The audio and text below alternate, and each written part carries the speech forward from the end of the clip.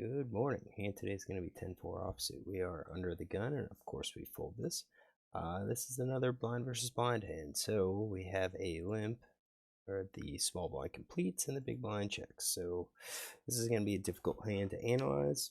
We have very limited information on the small blind, 17 hands. He's playing 24-6, and if we just look at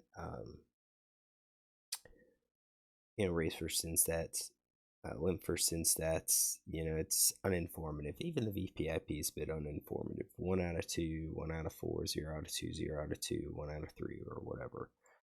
So I just kind of put together a range that I often see, something like this. It could be almost all hands that he would limp with, and then he'd fold to any raise. I think this is probably a conservative range. I do think he'll probably, most players will raise first in with a range that looks something like that. That could be like too narrow of a raise first in stat here, but we've got to pick a range. We've got to go with it. Could possibly be like king off too. Maybe the queen offs. I mean, I added some higher kings, like the king 8, queen 8. I think those could be played, but we're going to go with this 48%. Then the big blind just checks. So the big blind has any 2 cards. However, we do have to look at it and judge what do we think he's going to be raising with.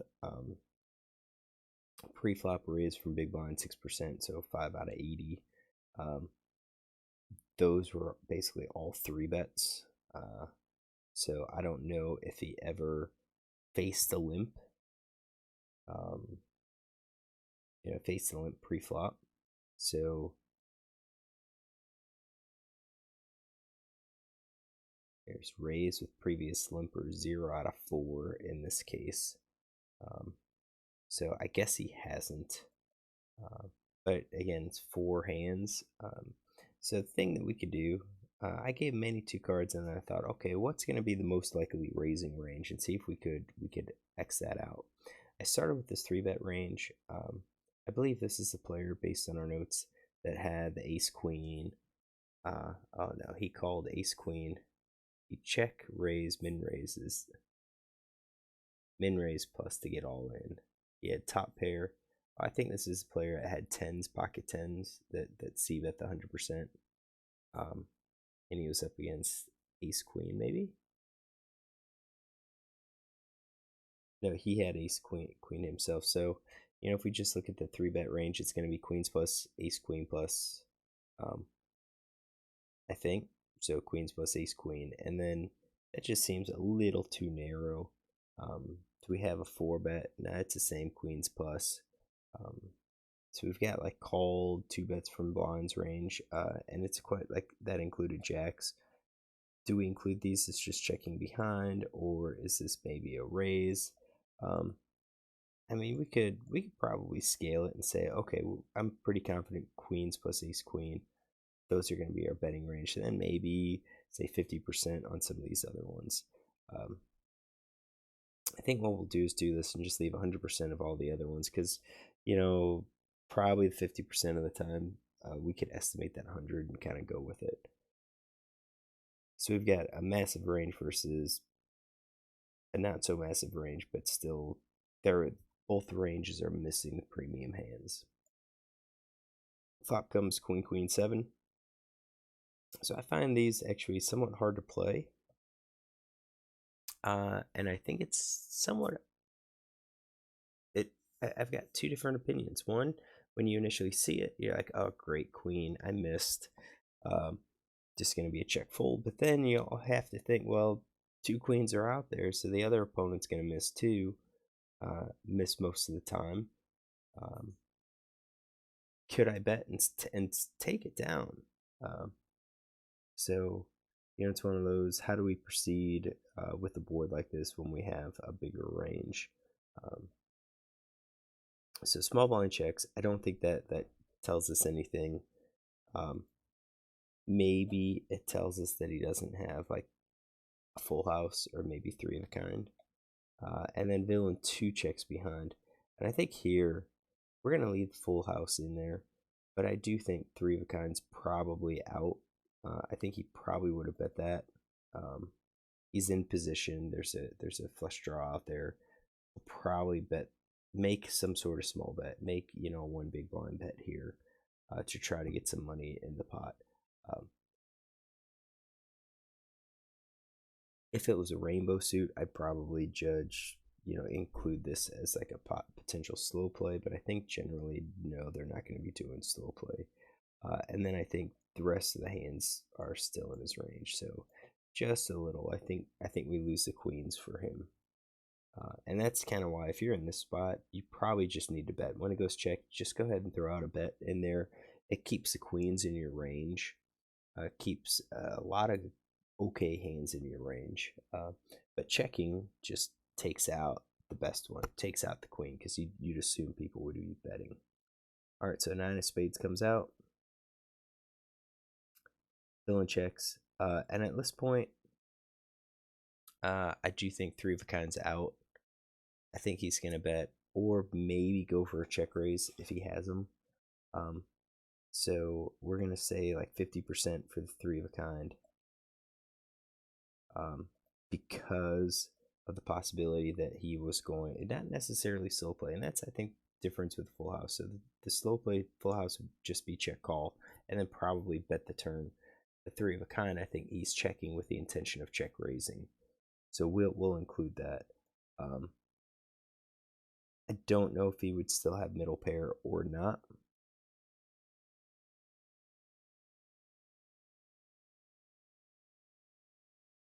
All right, so we've narrowed his range a little bit, and then villain 2 checks again. So this is one of those, I think at this point I'm going to exclude like flush draws. I think flush draws for a player like this probably bets. I mean, he does seem like he is a bit more aggressive. I'm kind of tempted to say that the open-ender straight too, that he could be bluffing in this spot. I don't think full house is in there anymore, but I think he could still have these other hands. So his hand, I think, is just getting weaker. And then we've got 7 of hearts. So now ace high could possibly take it. And they both check. So let's go through here. He's done. Full house is gone. That would have been bet. It's possible the middle pair is there. So that's middle pair, nothing.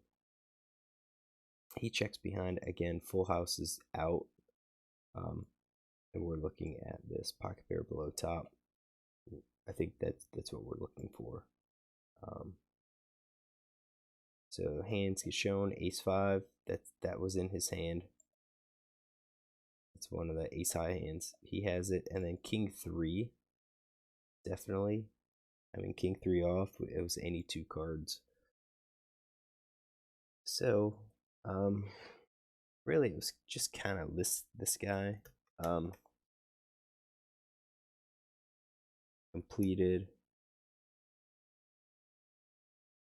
in SB, ace club 5 spades, out of position, BvB, check, check, check.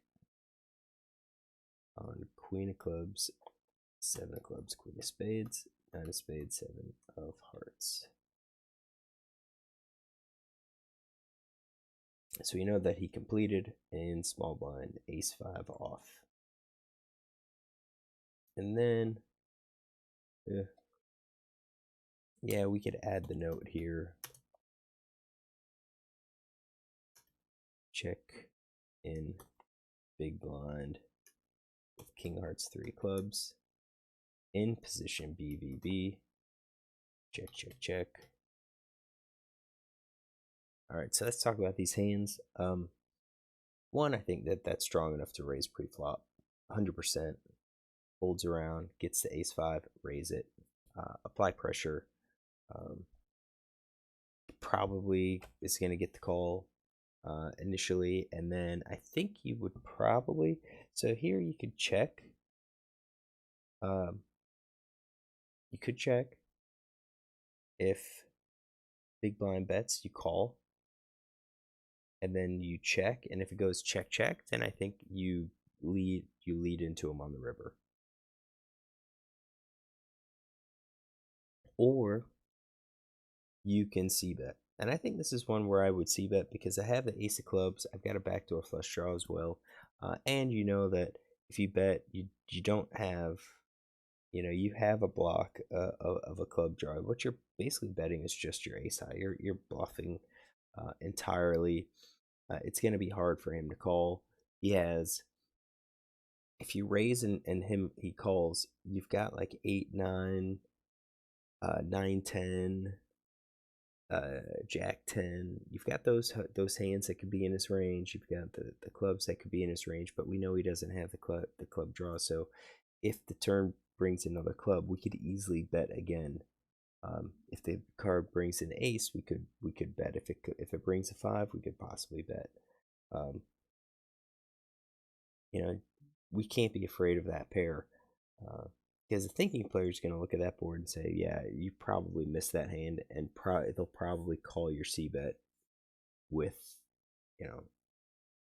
with a lot of different hands, including semi-bluffing hands. So I think this guy's should have raised a pre-flop and then probably leads a c-bet. King 3, once he completes, King 3 probably isn't, you could say it's not strong enough to raise pre-flop or to make that initial bet pre-flop, but I think you could. I think it's just like right in the middle. EV is close to 0. It's probably slightly negative, but you're going to be in position. You already know that this guy had the opportunity to open raise. He didn't, so you can go ahead and bet here. Just be aggressive. Am I going to be raising, opening with King 3? Sometimes not. Depends on the player. Here in this unknown, probably not. I'd probably see it, but when I see a queen 7 and he checks, I'm probably betting it. On that. If he calls, I'm seeing the 9, and then I'm firing. I think I'm probably firing a second barrel. And in this case, King 3, that is purely a bluff, and it's more of an exploitative play. I think GTO is probably not going to be betting as much because we've got so many hands in our range that no way can we bet as often as what I would say we would bet. We can go back to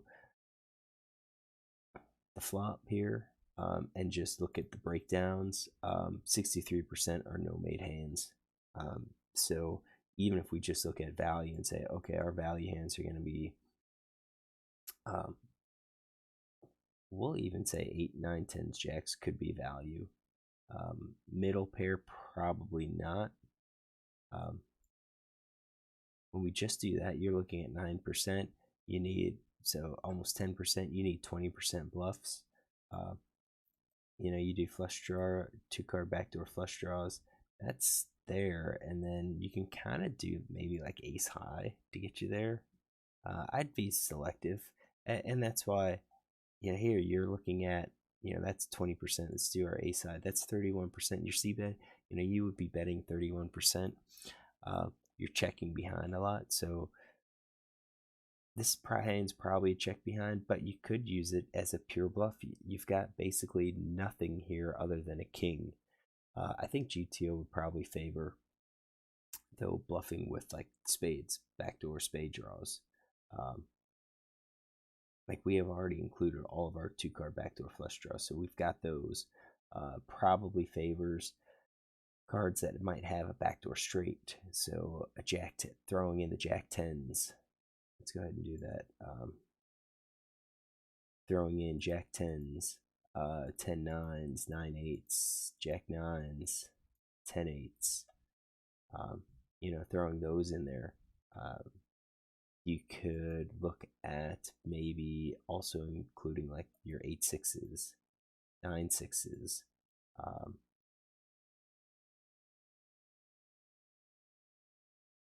8 5s, maybe 6 5, right? 6 5s are kind of the weaker ones, but that's getting us to to that 20%. So actually, I kind of probably like those hands, betting those more than like the king 3. However, we're not necessarily playing GTO because I don't know if GTO would ever have you limp behind here complete. Not at a 10 NL game, just raise it, be done with it.